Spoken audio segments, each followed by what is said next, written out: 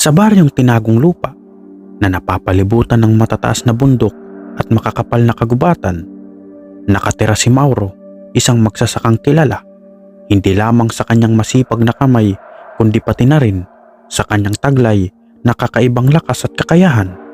Sa murang edad, namulat si Mauro sa mga alamat ng aswang at iba pang nilalang ng dilim mula sa kanyang yumaong lolo, isang kilalang albularyo at tagapagtanggol ng baryo laban sa mga halimaw.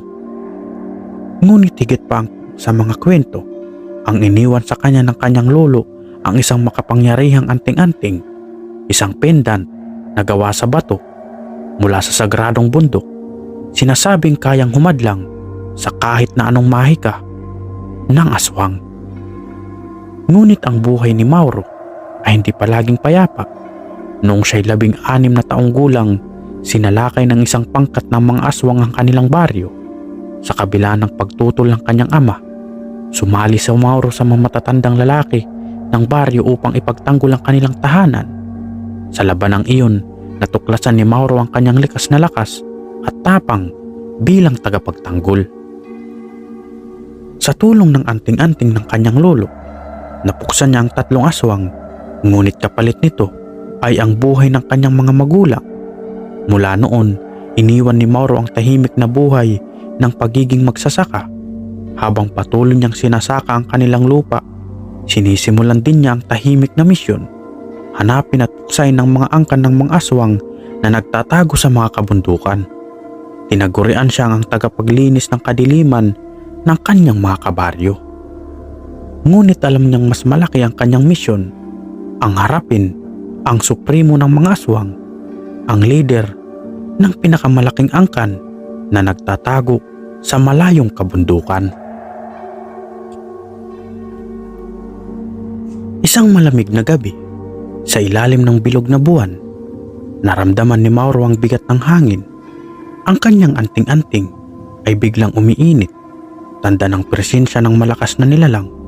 Sa di kalayuan, isang matandang lalaki na pamilyar ang muka ang tumawid sa kanyang sakahan.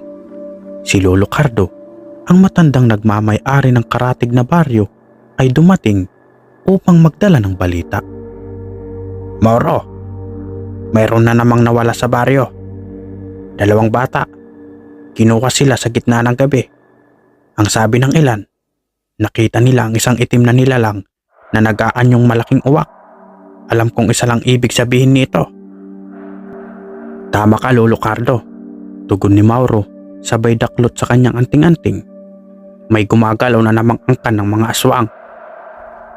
Hindi lamang ordinaryong angkan ang kanilang kinakaharap. Ayon kay Lolo Cardo, ang mga aswang na ito ay kasapi ng mga anak ng kadiliman, isang grupong kilala sa brutal na pamamaslang sa buong rehiyon. Ang leader nito, ang supremo, ay sinasabing isang halimaw na mahigit 100 taon nang nabubuhay. Kinabukasan, sinimulan ni Mauro ang kanyang paghahanap. Bitbit ang kanyang bulo, isang itak na nabindisyonan ng albularyo at ang kanyang anting-anting. Pumasok siya sa kagubatan. Ang mga dahon ng mga puno'y tila kumakaluskos. Animoy may mga mata na nagmamasid sa bawat galaw niya. Alam ni Mauro na delikado ang kanyang misyon, ngunit ito lamang ang paraan upang mahanap ang pugad ng mga aswang. Sa gitna ng kagubatan, nakarinig siya ng mahihinang iyak. Sinundan niya ito at natagpuan ang isang kubo na halos natatakpan ng mga baging. Nang sumilip siya sa loob, natagpuan niya ang isang batang babae na umiiyak sa sulok. Ngunit nang siya'y lumapit, nag-iba ang anyo ng bata. Ang kanyang mata'y naging itim at ang kanyang bibig ay nabalutan ng matutulis na ngipin. Isang aswang. Sa isang iglap, umatake ito. Ngunit agad na iniwas ni Mauro ang kanyang sarili at ginamit ang kanyang bulo upang tapusin ang nilalang. "Isa ka lang sa mga maraming ipapadala nila," sabi ni Mauro sa naglalaho nitong katawan. Alam niyang mas malalaki pang halimaw ang naghihintay sa kanya. Sa kanyang paglalakbay sa kabundukan, narating ni Mauro ang isang kuweba na napapaligiran ng mga patay na puno at kalansay. Ang anting-anting niya ay lalong uminit. Tanda na malapit na siya sa pugad ng Supremo. Sa pagpasok sa madilim na kuweba, narinig niya ang mga bigat na boses ng isang nilalang. "Matagal na kitang inaabangan, Mauro," sabi ng Supremo. Ang nilalang ay may anyo ng tao, ngunit ang kanyang balat ay parang patay. Ang kanyang mga mata ay nag-aapoy at ang kanyang kamay ay nababalot ng mahahabang kuko. "Huwag ka magmalaki, halimaw. Ikaw ang magbabayad para sa lahat ng kasalanan ng angkan mo," sagot ni Mauro. Ang laban ng sumunod ay umaatikabo. Ginamit ng Supremo ang kanyang mahika upang subukang durugin si Mauro. Ngunit ang anting-anting ng magsasaka ay nagbigay sa kanya ng proteksyon. Sa kabila ng mga sugat at hirap, hindi sumuko si Mauro. Ang kanilang sagupaan ay yumanig sa buong kuweba. Tanda na ang misyon ni Mauro ay higit pa sa paghihiganti. Ito ang laban para sa kaligtasan ng kanyang baryo at ang buong rehiyon. Sa gitna ng laban, biglang naglaw ang Supremo. Sa makapal na usok, naiwan si Mauro sa madilim na kuweba na tila sinasakal ng alingasaw ng kamatayan. Sa kabila ng kanyang matalas na pandama, hindi niya mahanap ang kalaban. Narinig niya ang halakak ng Supremo mula sa lahat ng direksyon. Malalim, malamig at puno ng pangungutya. "Hindi mo ako matatalo, Mauro. Ako ang pinagmulan ng kadiliman dito sa kabundukan," sabi ng Supremo habang ang kanyang tinig ay naglalakbay sa buong kuweba. Alam ni Mauro na hindi pwedeng puro lakas ang gamitin niya. Kailangang talunin niya ang Supremo gamit ang talino at taktika. Hinugot niya mula sa kanyang bulsa ang maliit na sisidlan, may lamang banal na langis, isang bihirang gamit na ipinamana sa kanya ng lolo niya. Binuhos niya ito sa kanyang bulo at muling tumindig. Hinahanda ang sarili para sa muling pag-atake ng Supremo. Hindi nagtagal, biglang lumitaw ang Supremo mula sa likod. Ang kanyang mahabang kukoy halos tumama sa balikat ni Mauro. Ngunit sa bilis ng kanyang reflexes, naiwasan ito ni Mauro at naiganti ang kanyang bulo. Isang malalim na hiwa ang iniwan nito sa tagiliran ng halimaw. Tumalsik ang itim na dugo ng Supremo na tila usok na kumalat sa paligid. "Napakaswerte mo, magsasaka! Ngunit hindi mo maiiwasan ang sumpang dala ng aking dugo," sigaw ng Supremo, sabay iwagayway ang kanyang kamay upang magpakawalang ng mahiwagang hangin. Tinamaan si Mauro ng enerhiya, dahilan upang siya'y tumilapon at mabagsak sa bato. Naramdaman ni Mauro ang sakit, ngunit naroroon pa rin ang lakas na dala ng kanyang anting-anting. Agad siyang bumangon, nilapatan ng sugat gamit ang dahon mula sa kanyang dalang baon. Alam niyang bawat galaw ng Supremo ay naglalaman ng kasamaan, kaya't pinilit niyang gawing maingat ang bawat kilos. Sa gitna ng kanyang pagkabuwal, biglang naramdaman ni Mauro ang malamig na simoy ng hangin na tila bumabalot sa kanyang kaluluwa. Narinig niya ang pamilyar na tinig na kanyang lolo, tila bulong mula sa nakaraan.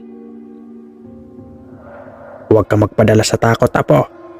Tandaan mo, ang liwanag ay nasa iyong loob. Ang anting-anting ay hindi lang para sa proteksyon. Ito ang tulay sa banal na kapangyarihan ng anting ng angkan," ani ng tinig. Napagtanto ni Mauro na ang kanyang laban ay hindi lamang pisikal. Kailangan niyang gamitin ang panalangin at pananampalataya upang talunin ang Supremo. Sa pamamagitan ng malakas na dasal, ang kanyang anting-anting ay nagniningning ng isang maliwanag na liwanag na nagpasiklab ng buong kuweba. Ang Supremo ay napaatras, napapahiyaw sa sakit. "Ano ito? Hindi mo dapat magamit ang kapangyarihang ito," sigaw ng Supremo habang pilit siyang lumalayo mula kay Mauro. Sa kabila ng pag-atras ng Supremo, hinabol siya ni Mauro. Hindi na siya tumigil hanggang maipako niya ang kanyang bulo sa dibdib ng Supremo. Napasigaw ang halimaw, ang kanyang katawan ay unti-unting naglaho. habang ang kanyang sumpa ay nababasag. Isang magsasaka lamang, ngunit nagawa mong tapusin ang daang-daang taon ng aking paghahari, sambit ng Supremo bago tuluyang maglaho. Pagkatapos ng matagumpay na laban, tahimik na lumabas si Mauro mula sa kuweba. Bagamat sugatan at pagod, naramdaman niya ang kaluwagan sa kanyang dibdib. Ang mga bituin sa langit ay nagniningning ng maliwanag, tila sumasaludo sa kanyang tagumpay.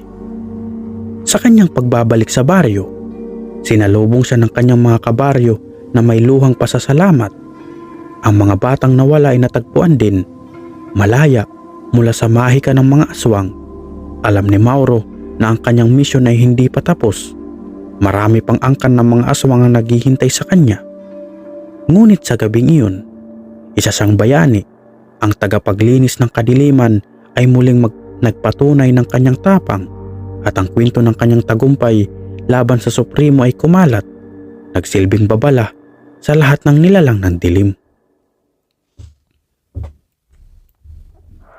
Pagkalipas ng ilang linggo ng tahimik na pamumuhay sa baryo, muling naramdaman ni Mauro ang kakaibang pagbabago sa paligid.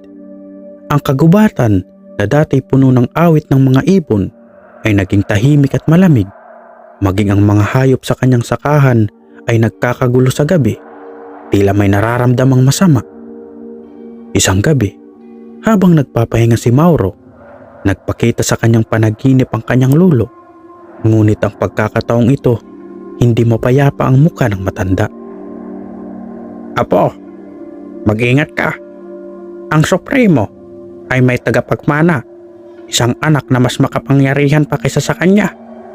Siya ay nabubuhay mula sa sumpa ng kadiliman, at ang kanyang layunin ay ipagiganti ang kanyang ama. Babala ng kanyang lolo. Nagising si Mauro na pawisan. Alam nang hindi siya maaaring magpahinga pa. Kung totoo ang babala, ang baryo at ang mga karating na lugar ay nasa matinding panganib. Habang naghahanda si Mauro, bumisita sa kanyang lolo si Cardo. Dala ang balita mula sa ibang baryo. Mauro, 3 baryo na ang sinalakay ng kabundukan. Ang mga tao ay nawawala, at ang mga labing na natagpuan ay pinutol sa malalaking kagat ng hayop. Ang mga matatandang albularyo ay naniniwala na ito'y gawa ng isang malakas na nilalang. Napagtanto ni Mauro na kailangan niyang hanapin ang bagong banta bago pa ito maging masyadong malakas. Inayos niya ang kanyang mga kagamitan, ang anting-anting, ang bulo at isang bagong sisidlan ng banal na langis. Alam niya ang kanyang susunod na laban ay magiging mas mahirap.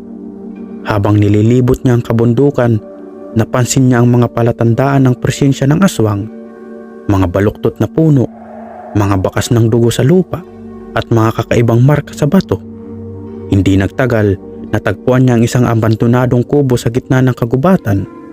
Sa loob nito, nakita niya ang mga alaalang nagkukumpirma ng kwento ng kanyang lolo. Ang Supremo ay may anak, isang nilalang na isinalang sa dugo ng sumpa. Sa gabing iyon, habang sinusuri ni Mauro ang paligid ng kubo, biglang nagkaroon ng malakas na ihip ng hangin. Sa gitna ng dilim, lumitaw ang isang nilalang na mas malaki kaysa sa Supremo. Ang kanyang anyo ay nakakatakot, balat na parang bato, mata na kumikislap sa pula, at mga kuko na mas mahaba at mas matalas. Ako, si Haring Dugo. Ikaw ang pumatay sa aking ama. Ngayon, oras na para singilin ka sa kasalanan mo, sabi ng anak ng Supremo. Sa isang iglap, umatake si Haring Dugo. Ang kanyang bilis ay hindi tulad ng kanyang ama. Siya'y tila kidlat na tumatama mula sa lahat ng direksyon. Ngunit sa bawat galaw niya, pinoprotektahan si Mauro ng kanyang anting-anting. Sa kabila nito, naramdaman ni Mauro na mas matindi ang lakas ng nilalang na ito kaysa sa Supremo. Gamit ang lahat ng natutunan mula sa kanyang lolo, pinagsama ni Mauro ang dasal at lakas ng kanyang bulo. Inipon niya ang lakas mula sa kanyang anting-anting at ginamit ito upang patamaan si Haring Dugo sa dibdib. Ngunit hindi ito sapat. Ang halimaw ay tila hindi tinatabla ng karaniwang sandata. "Kailangan mong masigit pa dyan. Magsasaka!" sigaw ni Haring Dugo habang tinatawanan ni Mauro. Napansin ni Mauro ang isang malaking sagradong bato sa likod ng kubo. Isa itong altar na gawa ng mga ninuno. Napagtanto niya na iyon ang susi upang talunin ng halimaw. Ginamit niya ang lahat ng natitira niyang lakas upang maakit si Haring Dugo patungo sa altar. Sa tamang sandali, hinila ni Mauro ang halimaw sa altar at binuhusan ito ng banal na langis. Sabay dasal, hinataw niya ang bulo sa altar na nagdulot ng malakas na liwanag. Ang liwanag ay tumagos sa katawan ng halimaw, dahilan upang ito'y masunog at maglaho. Pagkatapos ng laban, muling bumalik si Mauro sa baryo, sugatan ngunit matagumpay. Ang kagubatan ay tila nabuhayan muli at ang mga tao ay bumalik sa kanilang normal na pamumuhay. Ngunit sa puso ni Mauro, alam niya ang kadiliman ay hindi tuluyang mawawala. Habang mayroong kasamaan sa mundo, kailangan niyang manatiling alerto at handang lumaban. Si Mauro, ang magsasakang antingero, ay hindi lamang tagapaglinis ng kadiliman. Siya ay naging tagapagligtas ng kanyang baryo, ang bayani ng kabundukan at ang bantay laban sa mga nilalang ng dilim. Mga linggo ang lumipas. Bagamat nakapagpahinga na si Mauro, naramdaman niyang hindi pa tapos ang lahat. Sa bawat hakbang na kanyang ginawa sa kabundukan, pakiramdam niya may anino na sumusunod sa kanya. Isang bagay na matagal nang nakatago sa dilim. Nang isang araw, naglakas siya patungo sa isang sagradong lugar sa kagubatan, ang templo ng mga unang antingero na matagal nang inabandona. Habang tinitingnan ng mga nasirang estruktura ng templo, nakaramdam siya ng malamig na simoy ng hangin, isang hudyat na may nagyayaring hindi kaaya-aya. Nakita ni Mauro ang isang lihim na pasilyo na nagdugtong sa ilalim ng templo.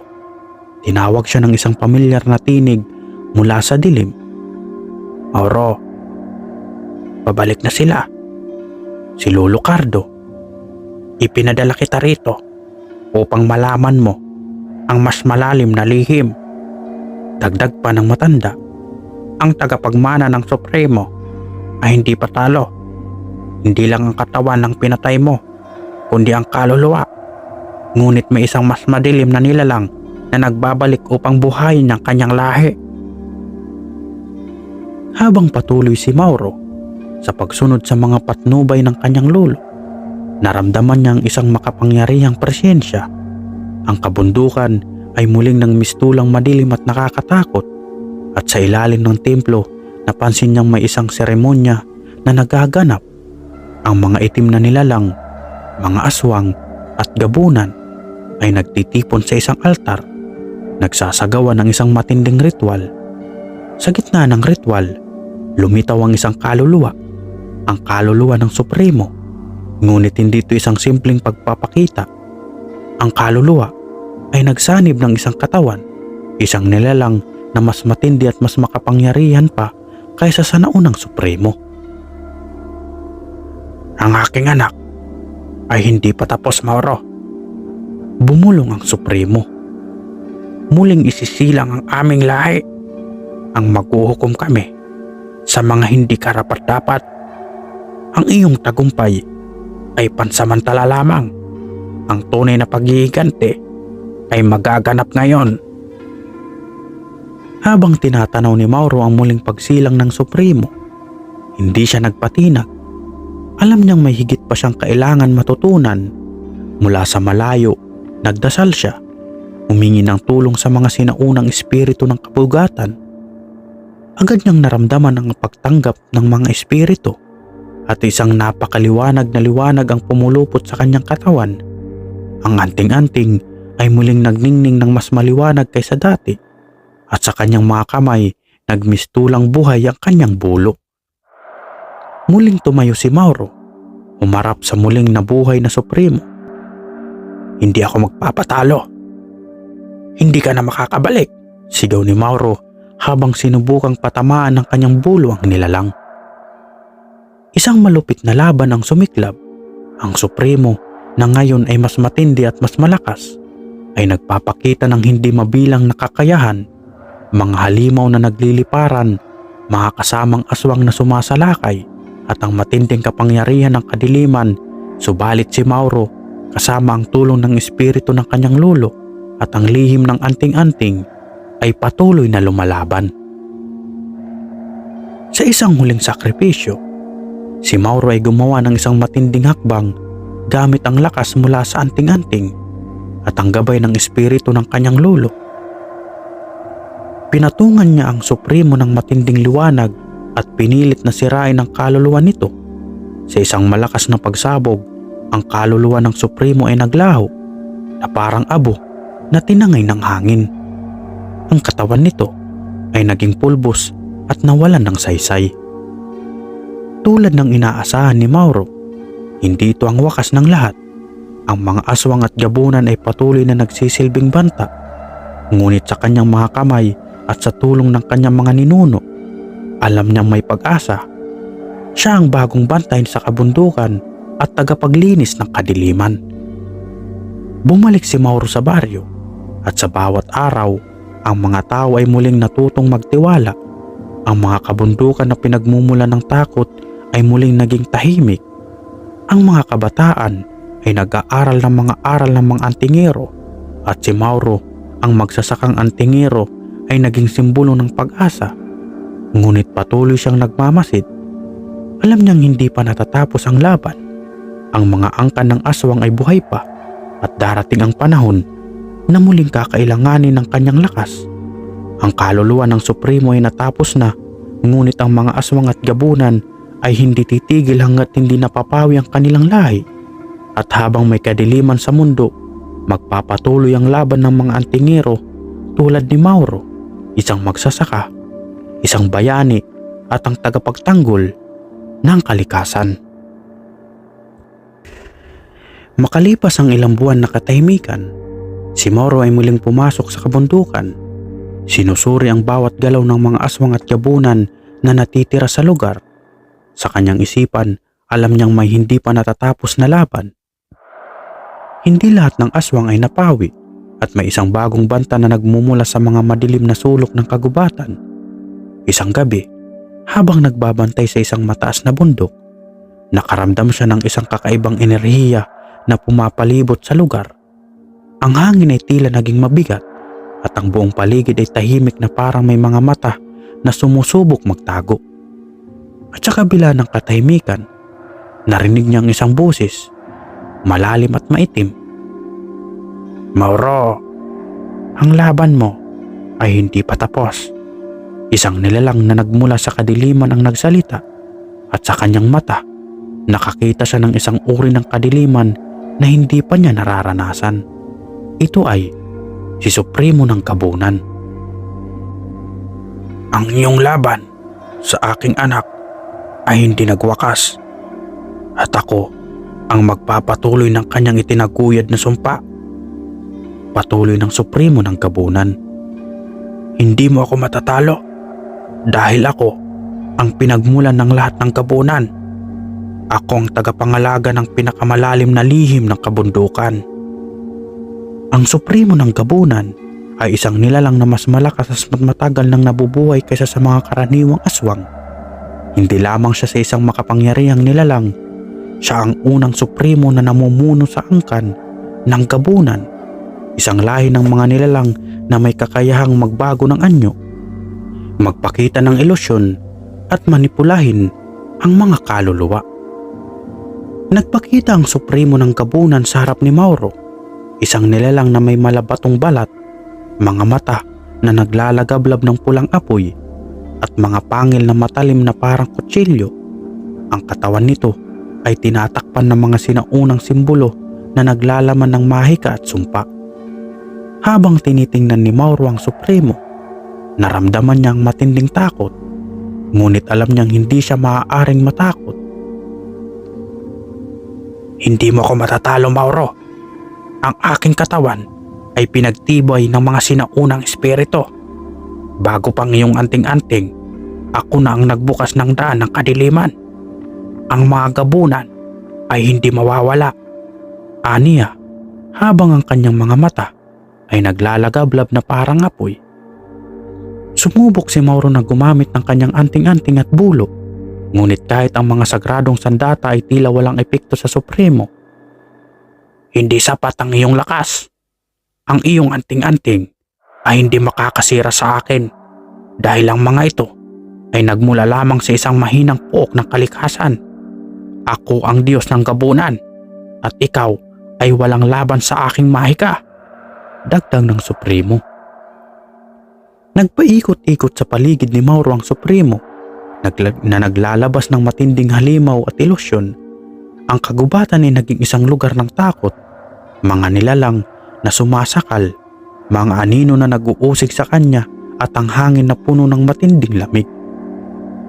Habang tinitingnan ni Mauro ang Supremo, bigla niyang naalala ang mga salita ng kanyang lolo. Ang Supremo ng gabunan ay hindi lamang isang nilalang ng kadiliman. Ang kanyang tunay na lakas ay hindi sa kanyang katawan, kundi sa kaluluwa ng bawat nilalang na kinokontrol niya. Ang pinakamalagang laban na kakaharapin mo ay hindi sa katawan, kundi sa kaluluwa. Naalala ni Mauro ang mga ritual ng mga antingero sa kanyang bayan, ang pakikisalamuha sa mga espiritu ng kalikasan, ang paggamit ng mga sinaunang kaalaman upang makalaban sa kadiliman. Alam niyang hindi sapat ang kanyang bulo at ang anting-anting sa pisikal na laban. Kailangan niyang gamitin ang lakas ng espiritu upang talunin ang Supremo. Nagdasal siya ng taimtim, humiling ng tulong mula sa mga espiritu ng kabundukan, mula sa kanyang lolo at mula sa mga sinaunang antingero. Agad niyang naramdaman ang presensya ng mga espiritu na gumagabay sa kanya. Binibigyan siya ng lakas at kaalaman. Tumunog ang malakas na alon ng enerhiya sa paligid niya at ang mga simbolo sa anting-anting ay muling nagdingning. Sa isang iglap, nagbago ang anyo ng Supremo. Ang matinding kadiliman ay napalitan ng liwanag, ang liwanag ng mga espiritu at ng mga sinaunang antingero. Naglaban ang mga enerhiya sa hangin, ang liwanag ni Mauro at ang kadiliman ng Supremo, laban ng mga kaluluwa. Hindi mo ko kayang talunin, sigaw ng Supremo habang ang mga anino nito ay naglalabas ng matitinding halimaw. Hindi ako nag-iisa. Ang mga espiritu ng kabundukan, ang mga albularyo at ang mga antingero ng aking bayan ay sumusuporta sa akin. Hindi mo kami kayang kontrolin, sagot ni Mauro. Sa huling labanan, ginamit ni Mauro ang buong lakas ng anting-anting at ang gabay ng espiritu ng kanyang lolo.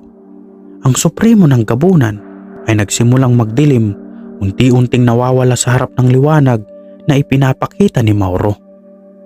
Ang kaluluwa nito ay nawasak at ang kadiliman na sumasakop sa kabundukan ay unti-unting naglaho.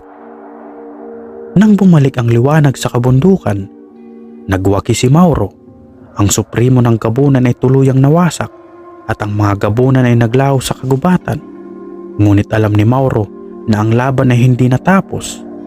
Ang mga aswang at gabunan ay patuloy na nagbabantay sa mga sulok ng mundo at ang kanyang misyon bilang isang antingero ay hindi magtatapos dito. Habang naglalakad si Mauro pauwi sa mga tao ng baryo, bumangon mula sa takot at muling nagtiwala. Ngunit siya, bilang tagapagtanggol ng kabundukan, ay patuloy na nagmamasid, handa sa anumang hamon. Sa kabila ng tagumpay ni Mauro laban sa Supremo ng gabunan, hindi siya nakatulog ng mahimbing.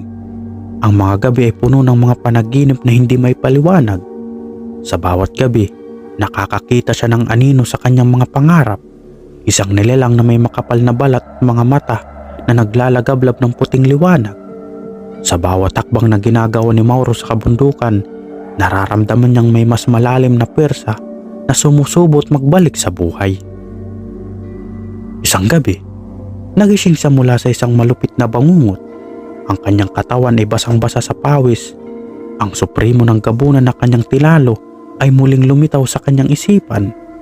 Ngunit may isang pagkakaiba. Ang Supremo na ito ay tila mas malakas, mas malupit at mas makapangyarihan. Ang aking kamatayan ay hindi ang katapusan.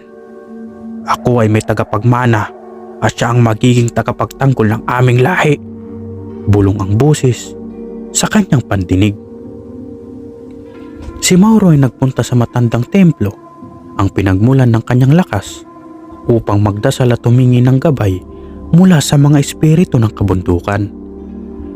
Dito siya nakatagpo ng isang matandang antingero, isang pari na ipinadala ng kanyang lolo upang magbigay ng isang huling aral.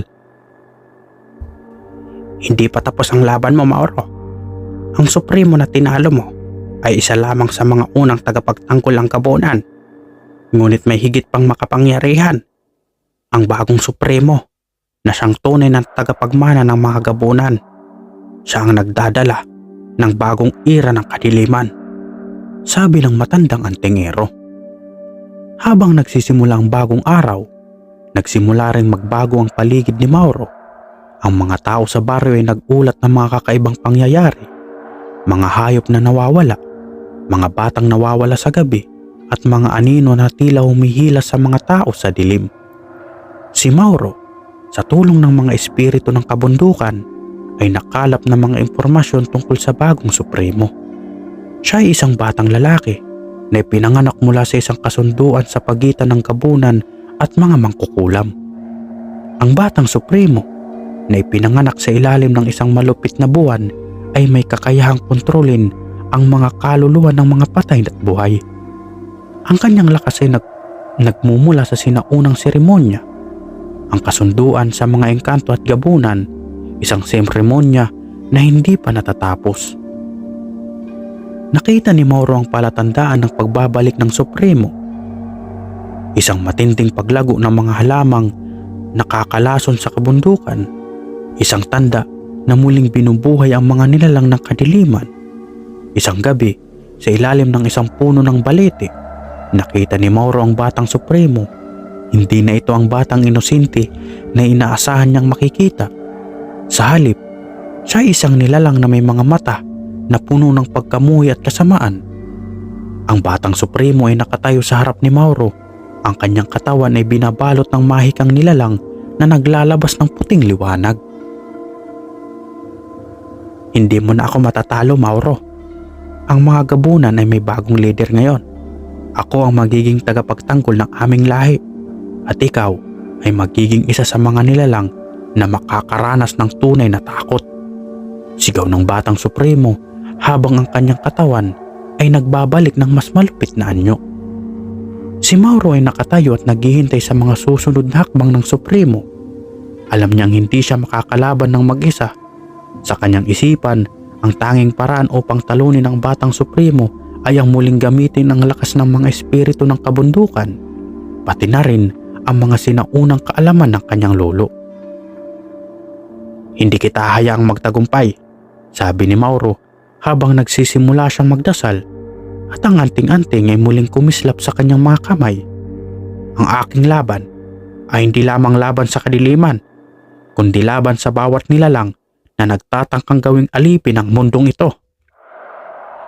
Sa harap ng bagong Supremo, nagbukas ang mga pintuan ng kabundukan, naglabasan ng mga nilalang ng kadiliman, mga gabunan at aswang at engkanto na sumusuporta sa batang Supremo. Ngunit si Mauro sa kanyang tapang at lakas ay tumayo at humarap sa kanila.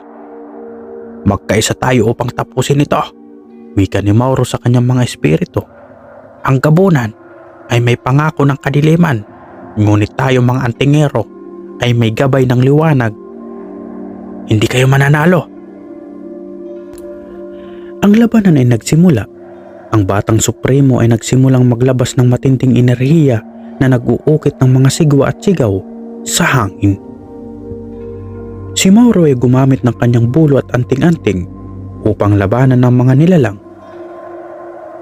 Ngunit napansin niya ang mga espiritu ng kabundukan ay tila nanghihina. Dahil dito, ginamit ni Mauro ang kanyang huling lakas, isang sagradong ritual na itinuro ng kanyang lolo. Ang ritual ay nangangailangan ng sakripisyo. Kailangan niyang isakripisyo ang isang bahagi ng kanyang kaluluwa upang palakasin ang mga espiritu at ang anting-anting. Habang isinasagawa ni Mauro ang ritual, ang batang supremo ay sumabog sa galit. Ngunit hindi ito nagtagumpay. Sa isang malakas na pagsabog ng liwanag at enerhiya, ang supremo ay tinangay ng hangin at ang mga gabunan ay nagsimulang maglaho. Ang lahat ng mga gabunan, aswang at engkanto ay tuluyang nawala. Si Mauro, bagamat nagdusa sa sakripisyo, ay nakaramdam ng kapayapaan. Ang kabundukan ay muling tumahimik at ang mga tao sa baryo ay muling nagtagpo ng pag-asa. Ngunit si Mauro ay naglakad patungo sa kabundukan. Alam niyang hindi pa tapos ang laban. Ang mga antingero ay patuloy na nagbabantay at habang may kadiliman sa mundo, magpapatuloy